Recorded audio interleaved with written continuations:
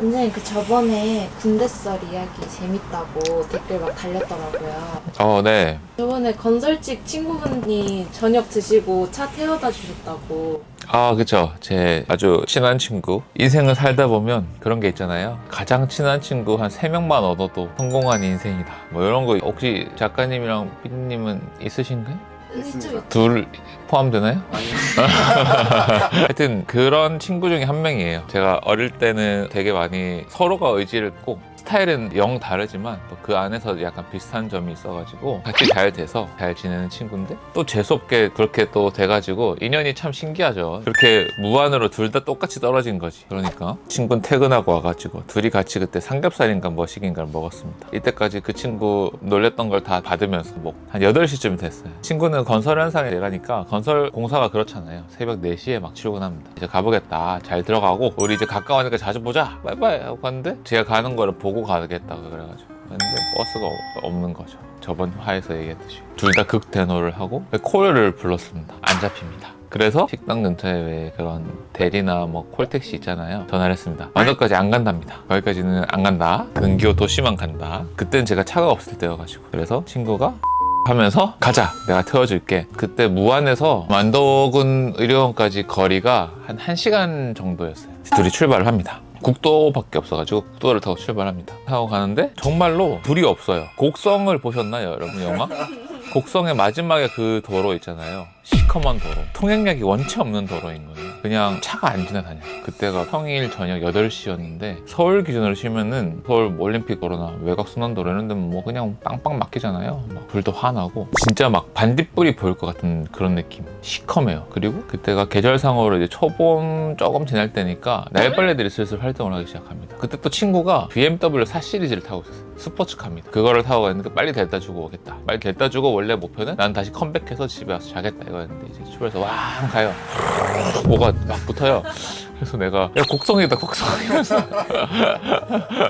그래가지고 친구가 잔뜩 겁을 먹습니다. 친구가 키가 한 182 정도 되는데 체중이 100kg가 넘어요. 진짜 거구에 겁을 먹더라고. 그때부터 무섭다고.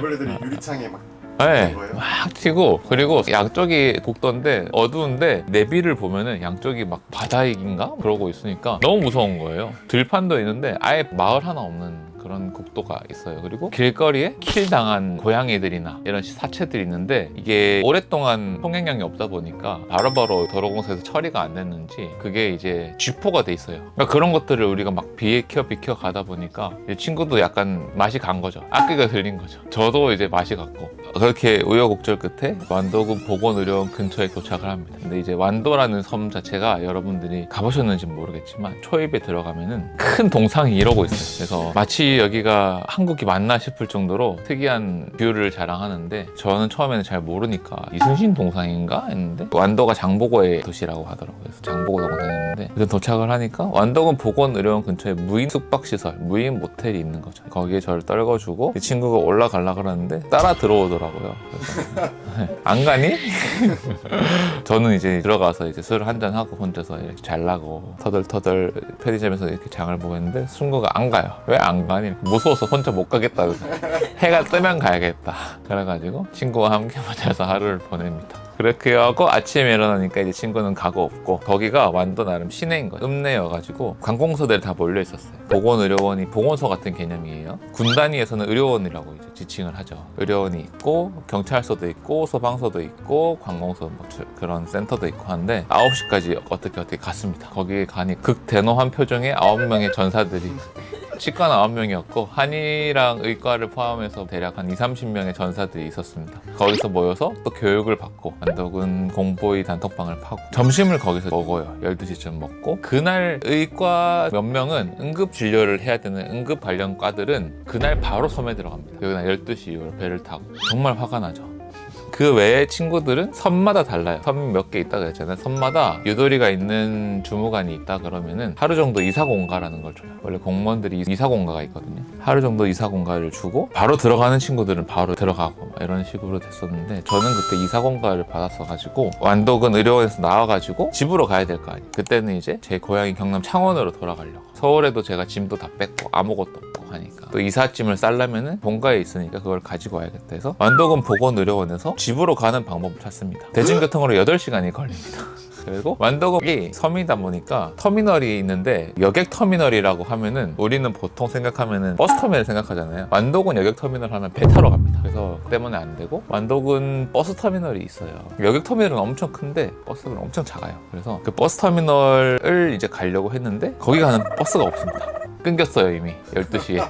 그래서 혼자 어떡하지 하다가 처음에는 이제 경찰서에 들어가서 문의를 했어요. 혹시 가는 버스나 대중교통을 이용할 수 있나? 불가능하다고 합니다. 자차로만 다 다닌다고 해요. 버스는 없고 택시 불러줄 수 있냐니 택시 안 온대요. 그냥. 근데 너무 화가 나는 거죠. 그게 거리가 완도군에서 한 10km 미만이더라고요. 근데 그때 한창 이제 훈련소를 끝나고 이제 행군도 하고 이러니까 10km? 별거 아닌데? 그래가지고 이제 걸어가자. 보따리 짐을 메고 걸어갑니다. 근데 거기가 육로가 없어요. 그래서 국도 샛길로 걸어가는 여정을 떠나는 거죠. 그렇게 해서 한 1, 2km를 가는데 완도군 보건의료원인 주무관님 한 분이 마티즈로 그날부터 출근을 하게 되는 완도군 보건의료원 소속인 의사분들의 관사를 데려다 주려고 이동하고 있다가 터덜터덜 걸어가고 있는 빡빡이를 발견한 거죠.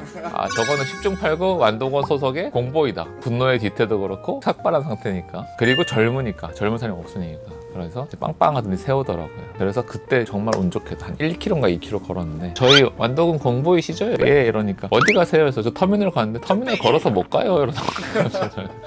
아니 키로가 몇 킬로 안 되길래 걸어서 가려고 그랬는데요? 이렇게 하니까 아 키로는 몇 킬로 안 되죠? 육로가 없어요. 이러더라고요. 그래가지고 선생님 제가 태워드릴 테니까 같이 가시죠. 이래가지고 그 차를 타고 완도 터미널로 도착을 합니다. 그때도 이제 그랬는데 이제 완도군에서 바로 창원을 갈 수가 없어요. 광주로 또 가야 됩니다. 광주 가는 버스가 또 2시간인가에 한 대씩 있어요. 또 기다립니다. 하염없이.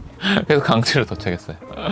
광주를 도착하니까 광주에서도 창원 가는 버스도 하루에 몇 대 없어요. 그래서 거의 막차 라인을 기다려야 되는 거예요. 다행히도 근데 막차 전에 도착을 해가지고 막차도 일찍 끊겨 6시인가 끊기는데 이제 막차를 타고 출발을 했죠. 그동안에 이제 가족들 통화했는데 엄마한테 가서 창원에 도착하는 순간 엄마 차를 내가 가져가겠다. 나 화나니까 더 이상 말 꺼내지 마라.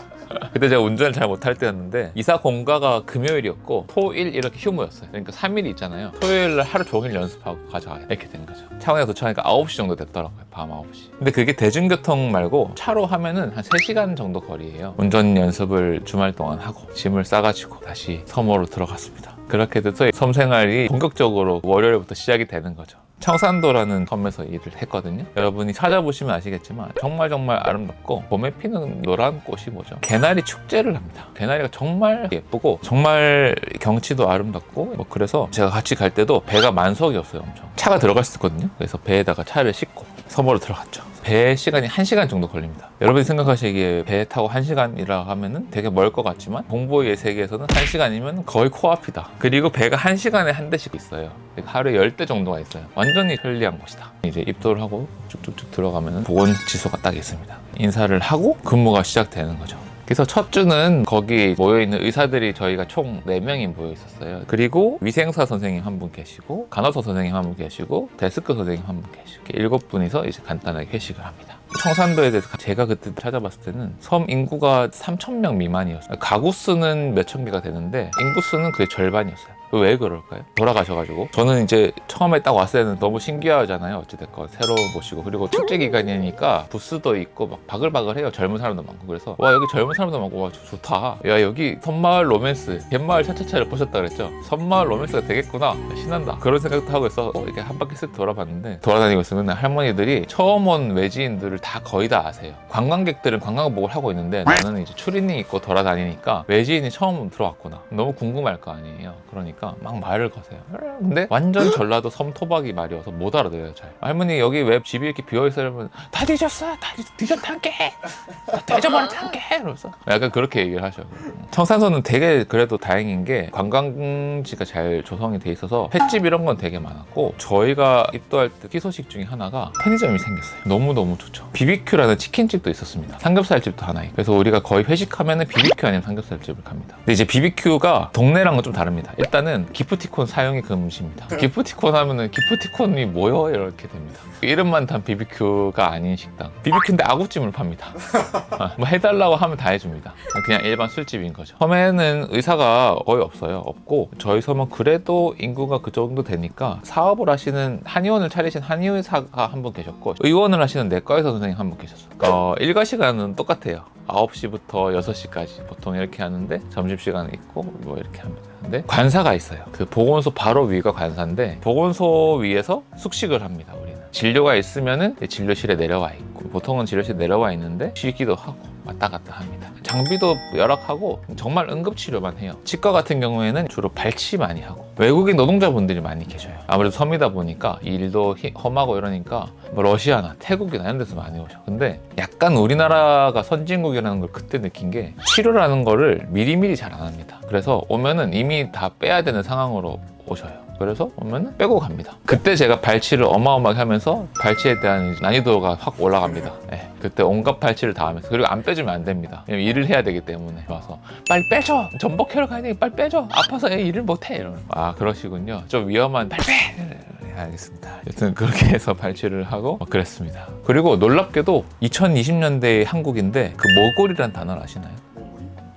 머구리. 우리는 머구리라 표현했는데 옛날에 있던 건데 기공사분도 아니시고 무자격자인데 나무 같은 걸 깎아서 일을 만들어주는 사람이 있어요. 아름아름 있어요. 그래서 그런 분들이 가끔 오셔. 틀니를 갖고 오시는데 이게 정말 교과서적으로 있을 수 없는 위치로 만들어지니까 베이스가 안 돼 있고 경험으로 한 틀니가 오는 거죠. 그러면은 이걸 어디서 했어요? 이러면 막 얼버무리셔. 그러고 나서 한자 가시고 나면은 데스크 분은 거기 토박이시거든요. 수십 년 동안 사신 분이라 가지고 얘기를 해줍니다. 여기 방금 머구리가 하나 있다고 막 이러면서 머구리가 싸게 해주는데 그래서 대부분 틀니를 하죠. 그런데 틀니를 해서 오면은 틀니가 되게 신기하게 돼 있어. 그런 것도 있다. 여러분들은 정말 행복한 곳 살고 계신다. 지방 저 남단의 오지 섬에는 그렇게 사시는 분들도 계신다.